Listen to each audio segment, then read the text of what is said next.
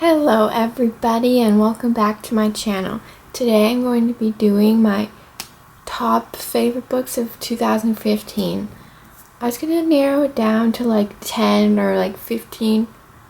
But honestly, I kind of just picked my favorites and they're all on the floor right now. So we're going to talk about them.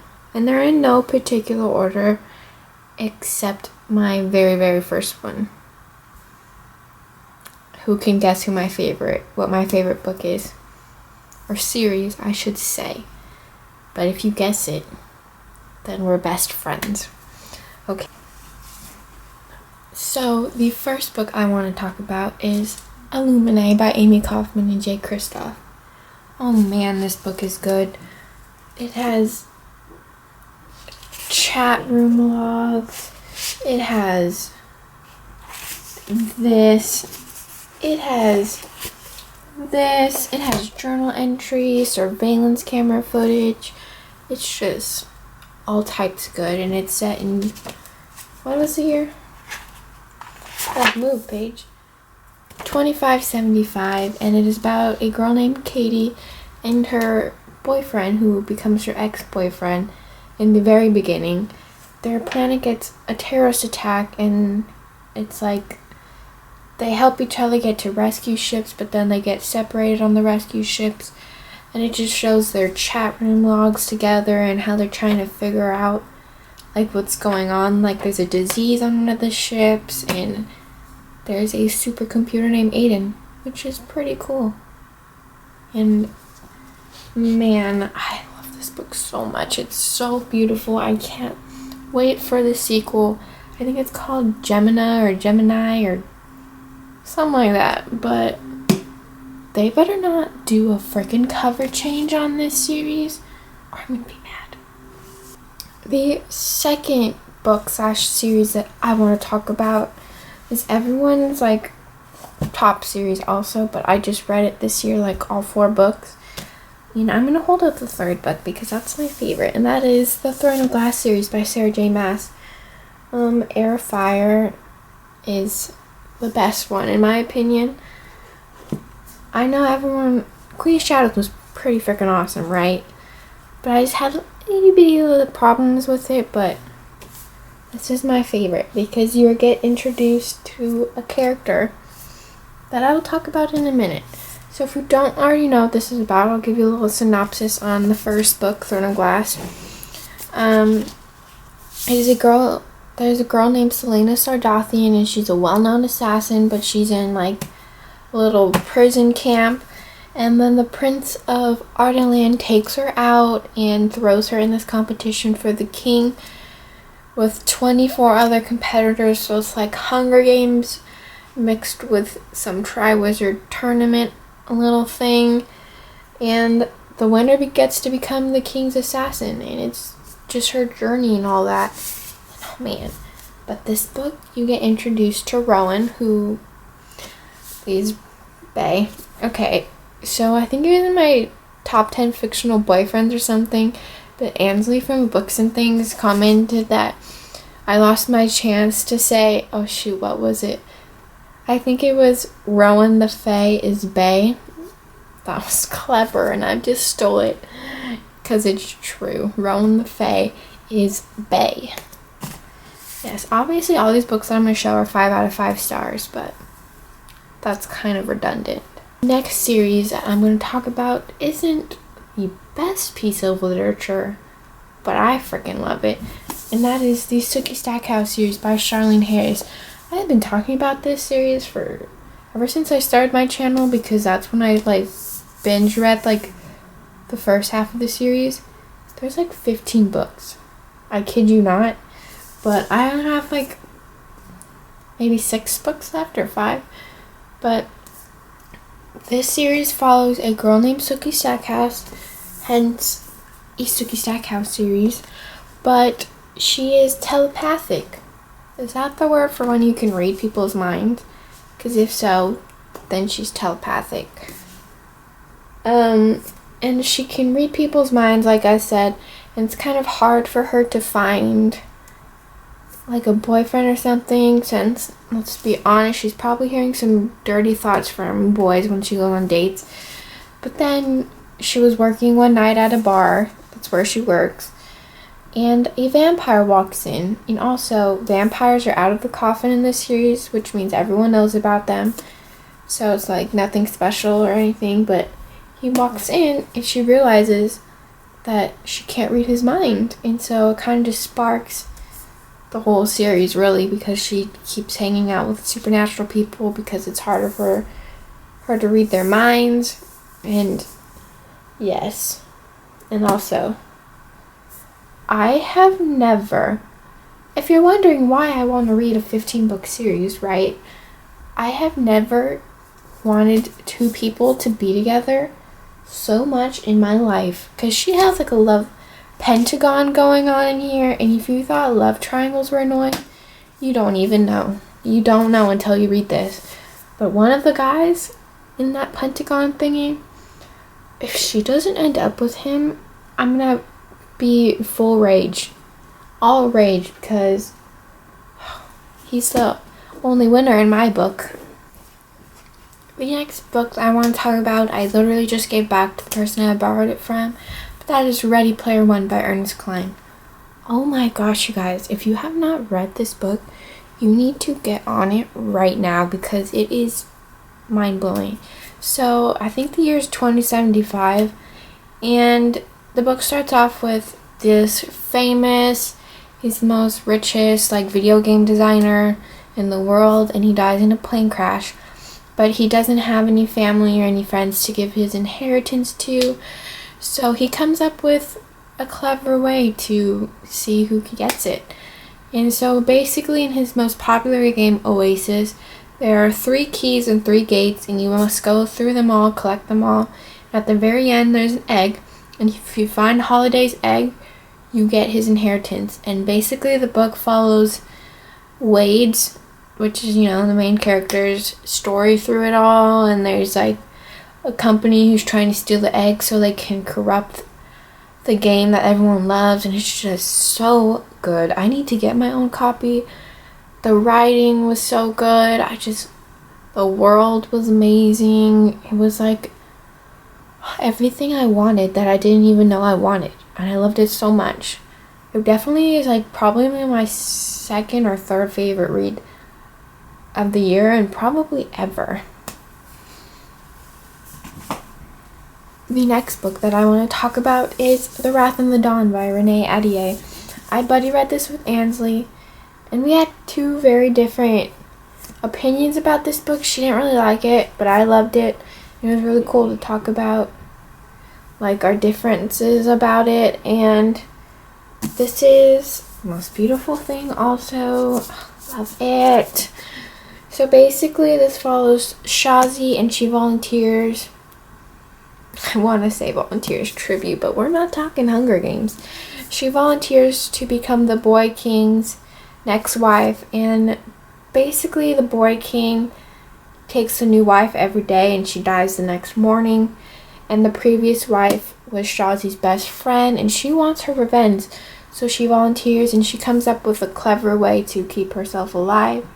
So she basically tells the Boy King parts of a story so he won't kill her, just so he can hear the next part.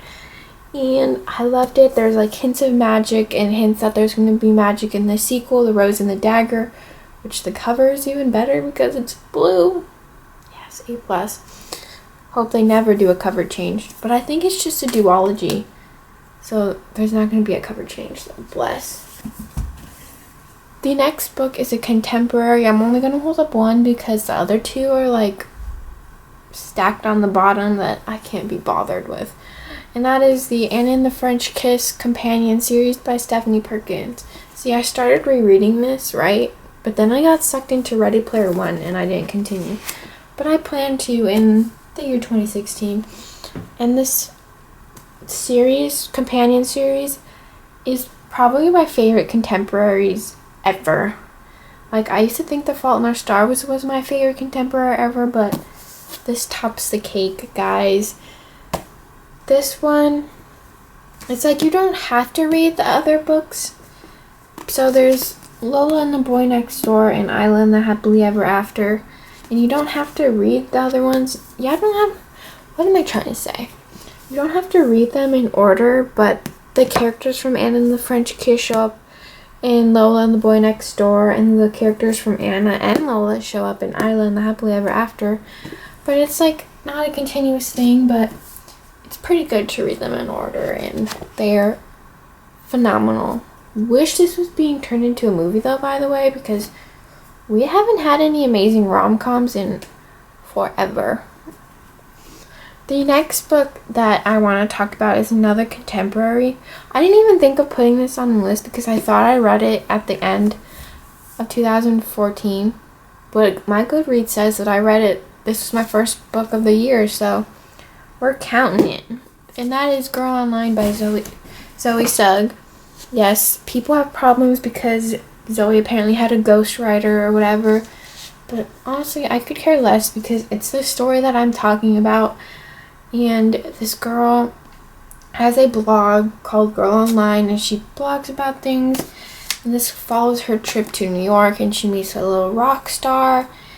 But the thing that I loved most was that, I mean, I didn't love that the girl had anxiety because no one really wants it, but I just loved that it was something that I can relate to. And I loved how she, in the beginning, she didn't know what it was because she just didn't. She just kept having these attacks and she didn't know what was going on. I mean, it's not like a really strong point in this, but it's there and I loved it. Plus, Queen, right there. Queen. The next two books I want to talk about are Miss Peregrine's Home for Peculiar Children and Hollow City by Ransom Rigg. These are first book and the second book. And this series was amazing. If you've never seen these books, they have like, let me find some. They have pictures. Let me find a creepy one. Like, they have stuff like this creepy lady holding a... Oh my god. That was scary. But, yeah, it just has like pictures like that, and when I bought it I thought it'd be creepy, but it wasn't.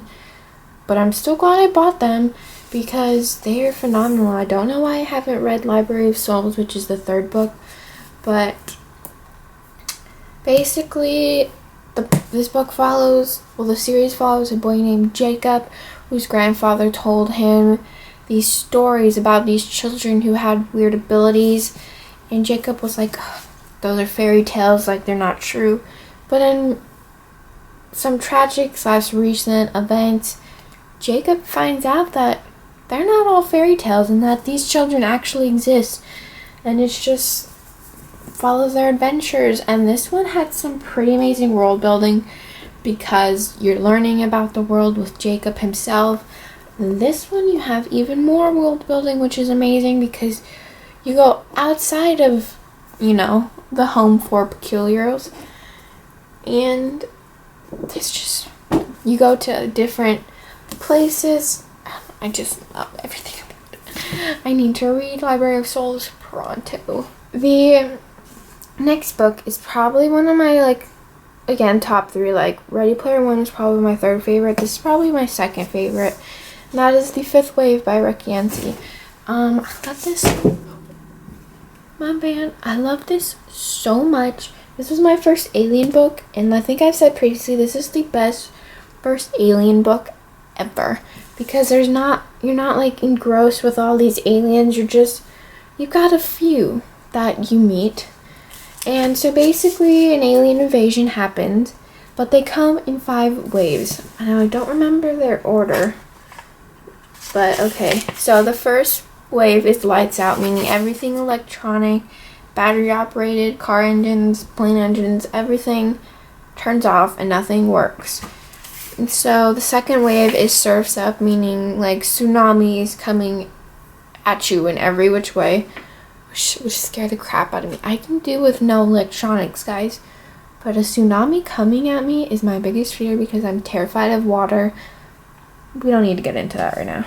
The third wave is pestilence, meaning a disease that killed, I think it was like 95 or 96% of the population. And the fourth wave is silencer, which is when they come among us.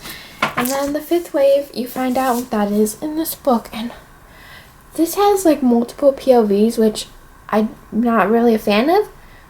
But Rick Yancey did it perfectly. You don't, like, every different POV, you don't know who your, like, point of view you're on until, like, pages in. And then you find clues as to who you're reading, like, from their perspective. And this is an example of a good POV. And Allegiant is a very bad example, which we don't need to discuss right now. But yes, I can't wait for the movie. I was trying to get LA movie premiere tickets. I don't even know who I'd go with because no one else seems to be into this. But I want to see it so badly. And plus, I'd love to see Nick Robinson in person. Let's be real. But did you guys guess what my number one was? I'm sure you did, because that is the Mortal Instruments series by Cassandra Clare. Oh my gosh. I freaking love this book so much. Like, this series is phenomenal. Like, I'm so obsessed with it. It's unbelievable. I'm Harry Potter deep right now. That's saying something. Like, it's not above Harry Potter, but it's like a tiny inch below it. But I'm in love. I'm in love with Simon Lewis. I'm in love with Alberto Rosande, and I'm in love with this whole series. If you don't know, I'm late to this bandwagon, so you probably already know what the series is about. But let me give you a synopsis on the first book. So, Clary Frey, she is 15 years old. She thinks everything's normal, but then she goes into this club for her birthday with her best friend Simon Lewis. And she sees something, like someone getting murdered in the middle of the club, but no one else seems to see them. So she thinks it's weird, and then things happen, and she realizes that her life isn't really her life. And that she basically is a shadow hunter, which means they hunt demons, and she's part angel, and all this stuff goes down. That's amazing, and you just have to read and find out, because I'm pushing the TV show on everyone, which is going to be embarrassing if it turns out to be crap, but I'm still going to watch it no matter what, because Alberto Rosande. And he's so cute. Yes. That is my favorite. How many favorites I had? I was going to put Percy Jackson, but, you know, I only read the first two, and I feel like I should read the rest of them to, like, tell where I am in that series. But, yes, I really love them. But, again, these books were amazing, and I hope you guys had a great 2015, and Happy New Year, everybody. See you in my next video. Bye.